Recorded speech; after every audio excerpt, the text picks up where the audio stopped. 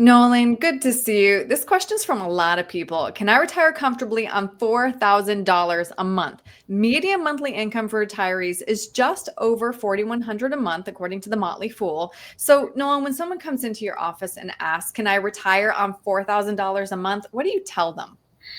Well, the first thing I tell them, or maybe the first thing I ask them is, well, show me your budget. Like, I would Yeah. love to see where the 4,000 comes from. That's a very common number I hear, and a lot of Yeah. people do fall within that number. So Mhm. there's a lot of different things that go towards that. We'll get into some of those today, and maybe some things that people don't include in that they maybe should. Mhm. But yeah, if somebody says, is 4,000 enough to retire on, we have to ask, well, what's your budget? What do you Yeah. spend? What have you been spending? And is it going to change? Right. We've got to dig in. So, part of that, I want to throw one more stat at you. According to Michael Ryan Money, about 16% of retirees fall into a $4,000 to $7,000 a month spending range.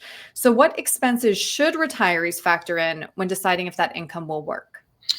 Yeah, the range or what expenses they should factor in there. You have to, of course, think about healthcare. Healthcare is a pretty big one. The healthcare changes over time. You get different plans, different drugs, different doctors, different things change. So healthcare is a big one. Taxes are pretty big. Property taxes, where you live, is a huge one for retirees because Hmm. property taxes tend to escalate over time. Some retirees like to move to warmer climates, and a lot of times at warmer climates, you end up with unexpected higher property taxes or even insurance costs. Hmm. So these are all things that need to be factored into whatever that monthly budget is. And Hmm. if it's the $4,000 or whatever, it needs to be appropriate with where you live. So Hmm. if you live in a place where people are spending, or maybe it's required monthly to subscribe to where you live, if it's a community, it needs to be included. Hmm. So, now that we've talked about expenses, let's pivot to income. How do other income sources like Social Security, pensions, or investments change that picture? Yeah, all three work a little bit differently. Social Security adjusts each year. They say it's a cost of living adjustment, but it's not directly related to the rate of inflation. It is Right. bigger or smaller each year, depending on, I mean, honestly, what Social Security deems retirees are spending money on and what that adjustment needs to be.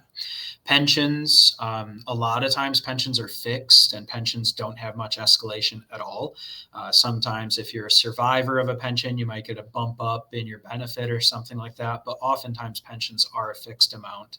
There's very little inflation adjustment. So then that really means your investments need to do most of the inflation adjusting for you, which means if you're currently relying on your portfolio, not only do you need to rely on more dollars in the future, but this portfolio will likely also need to make up for these other two things over a 10, 15, 20-year retirement. Right. And that does bring me to my last question. What role specifically do longevity and inflation play in answering this question?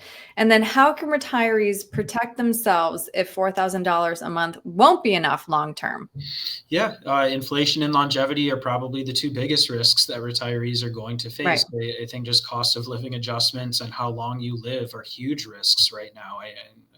People are living pretty long. People are retiring pretty early with a good deal of money in their 401ks. So you need to figure out how to make that fixed amount of money, or hopefully growing amount of money, last longer than you do. You can Hmm. deplete it a little bit over time. If that's in the plan, you can use some of it, but you need that money to be there to take care of you. So Right.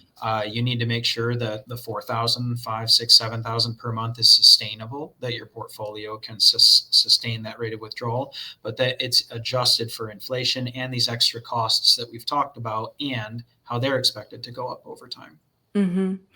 It really is such a delicate balance between growth and protection. So, Nolan, as we talk it through, it's clear that there's no one answer, even though we all wish there could be. If somebody would like to sit down with you, crunch the numbers, and drill down into what their retirement number is, what's the best way to reach you? Thanks, Erin. They can call at 616-301-2581 to get a hold of us by phone, or cornerstone-rp.com is our website, and they can fill a contact us box at the bottom of that page. Great. Nolan, thank you. Thanks, Erin.